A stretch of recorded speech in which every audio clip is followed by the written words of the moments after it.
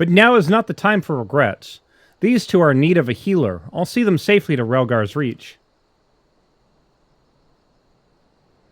Would you mind meeting us there? Once their injuries have been treated, we better tell the resistance soldiers what happened.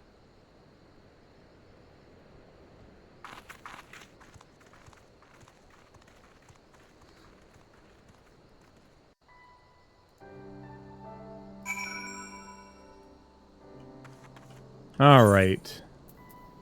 Back to Relgar's Reach.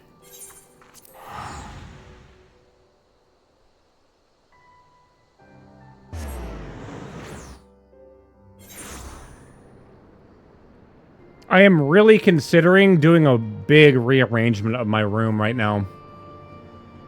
The big thing that I need to do is I've got all those USB cables coming off the back of the back of my PC. The problem is all those cables then get fed through the wall and then go to all the devices.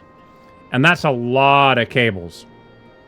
I had bought a bunch of these kind of hub things, and what I'm considering doing is having the extension go to the hub, and then the hub, everything plugs into it. So instead of having multiple cables, it's just one single USB going back. I'm just wondering, it's just, I've got to remove everything before I redo everything, which again sucks.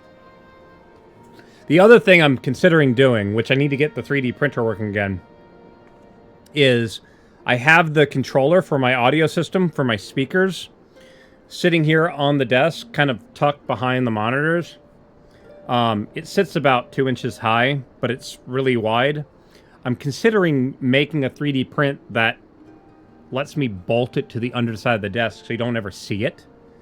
And then I've got a separate amplifier here that I would be able to use for volume control, but then that way I could tuck it out of the way and then run the speaker wires nicely under the bottom or something. I'm not sure yet. I do kind of want to take the center speaker, and instead of having it on the desk, mount it up there, maybe put the camera on top of it. Again, not completely sure. The other thing to think about is I could possibly put my computer in this thing that's kind of like underneath, it's tucked underneath the stairwell. It's like a little closet over here. But I'd have to punch another hole in the wall, so it would be going through 2 walls to get to the computer. But then that way I wouldn't have to go into the back room. I could go into the closet, and the gaming and streaming computer could be in there. But then also cut a hole in the wall for heat extraction directly back into the house AC unit. I don't know. I'm not entirely sure yet. Losing all that stock is a bitter pill to swallow, but we're lucky we didn't. But we're lucky they didn't take our lives as well. Sorry, I was just thinking, if I do put it in that back room, I don't know if I have the length of cable for my video. I'm going to have to do some checking. I thought I could handle whatever ruffians the desert might throw at us. Some escort I turned out to be.